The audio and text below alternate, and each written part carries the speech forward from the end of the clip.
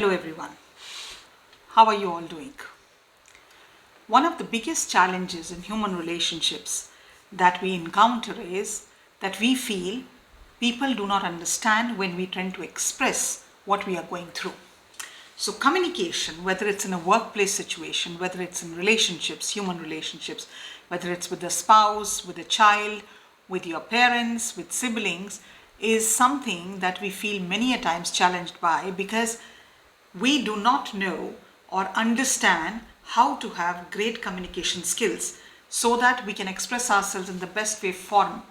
And also instead of creating tensions, it resolves matters between us and the other person. Now, communication, interestingly enough, is a key to successful relationships. And in this video, I decided to share with you 5 things that we can do to communicate better with anyone or everyone actually. Now, communication of course is a two-way process, but I think when you do your part of the deal, then it kind of becomes easier for the other person to come on the same level as you, and so there are less gaps in communication. So one of the first things that I want to talk about in communication is that for anyone to be able to communicate better, you have to become a very active listener. What do I mean by active listening? By active listening means you need to pay attention to what the person is trying to say and not pay attention to the words that are being used. So invariably what we will pay attention to, or we'll focus on, or we'll think about it, you said that word to me in that fight, I am not going to forget that. It was not about the word, because in a fit of anger, in fit of frustration, a person may use the words because at that point in time, because the person is angry or upset, he cannot really navigate the entire gamut of right words to use. They tend to use words which can be hurtful and which can be negative.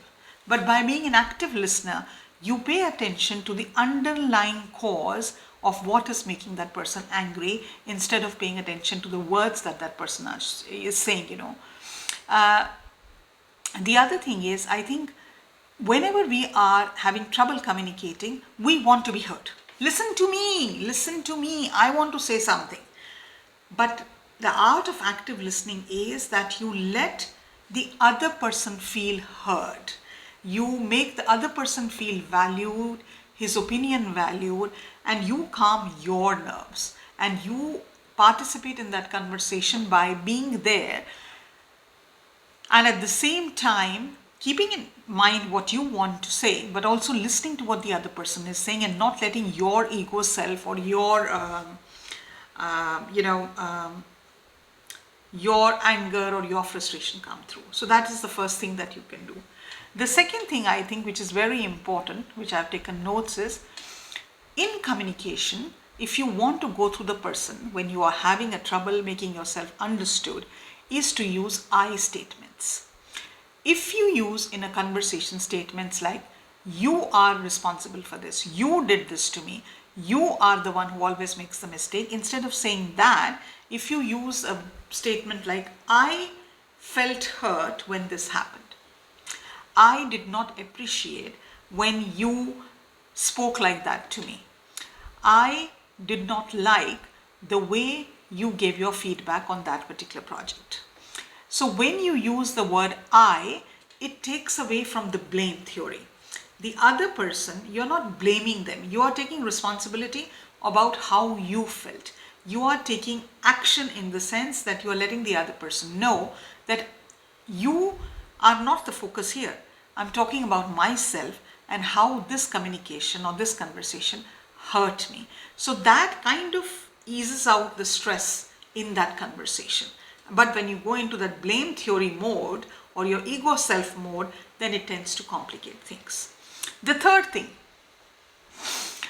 I think it's very interesting to see, especially with the rise of social media, how less we communicate with those that matter. Some of us genuinely have a problem in communicating.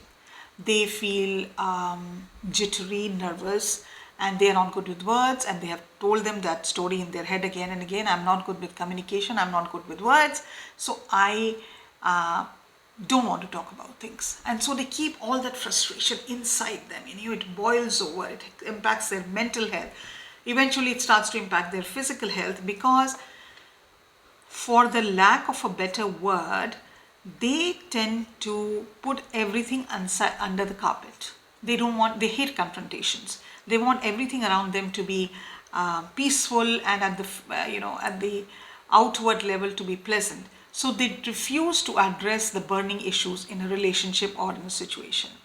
But I think for relationships to progress in a healthy way, it is extremely important that we have dedicated time. We give a certain time, probably on a weekly basis or a monthly basis, to sit and talk, to have conversation. It could be conversation about sundry matters, it could be conversation about something that really hurt you, but a dedicated time where you are really being honest with yourself first and foremost, and with your partner, or with your boss, or with your husband, or your sibling, or your parent, and letting them know that yes, there are gaps in our communication and we really need to sit and talk about them. So I think when you schedule that time, I think what gets scheduled gets done.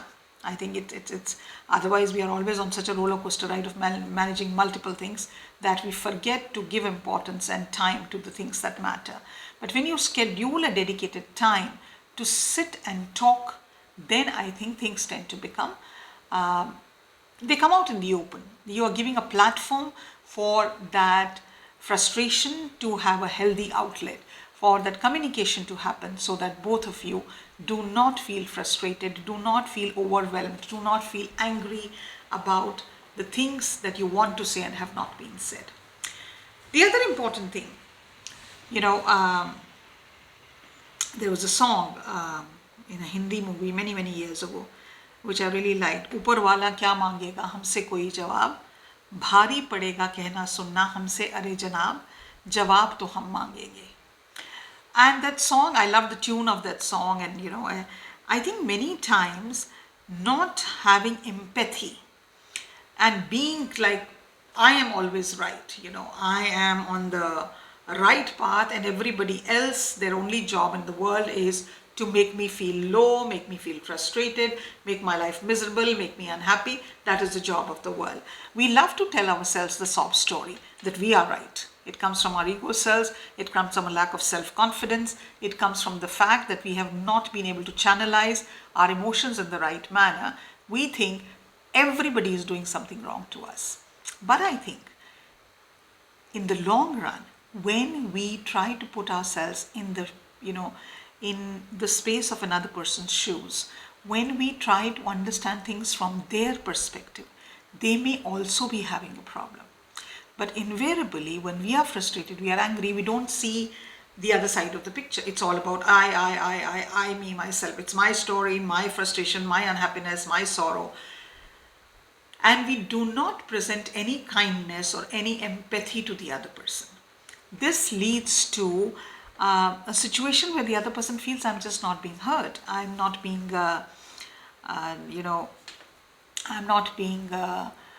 understood. I'm not being respected. My feelings don't count and don't have a meaning. But when you lower your guard, I think that's a nice sentence. When you lower your guard and when you come and say, I'm here to listen. I'm here to have kindness towards you. I know for sure if there are communication gaps between us, then both of us are responsible and both of us have a role to play in it. When you come on a level playing field, then I think the problem tends to dissolve much easily. I'm not saying that there will not be hard conversations that will not happen, but at the same time they happen in a space of safety, in a space of empathy, in a safe space of kindness. So I think this is another thing that really is something which really helps us to communicate better, when we feel that what we are saying, the other person is making the effort to be kind to us, so that the anger kind of melts away.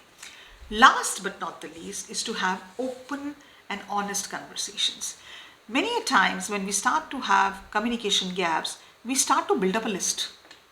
In that year, in 1955, you said this to me. Then at that year, you said this to me. Then that year, you said this to me. And that continues for many, the conversation which was supposed to be of some disagreement that you may have had, it goes on and boils over to a million other conversations that you had. Why can't we share and focus on what started the communication gap? That particular situation, that particular circumstance, that communication gap, let's talk about it. Talk about openly, not hide our feelings. Talk about honestly. If you're feeling really dejected and you're feeling disrespected and whatever, but have that honest conversation about that particular topic.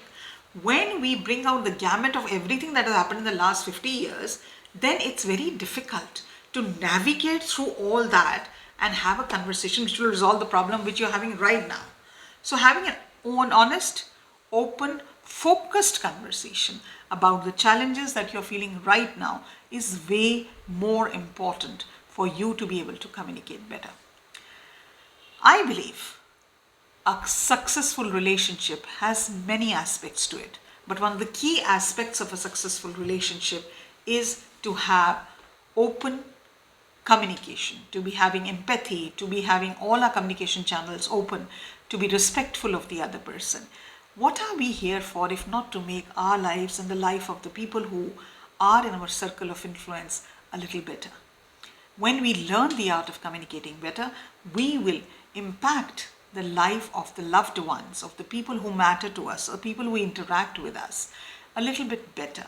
We'll have less stress. We'll have, most importantly, less emotional baggage that we will carry. And don't you think it is worth trying to do that? I'm sure you agree with me on that one.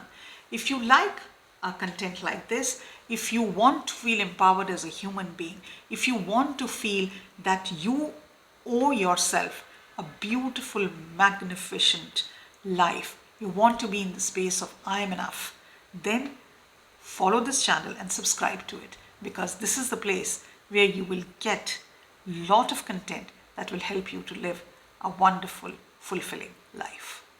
Bye for now.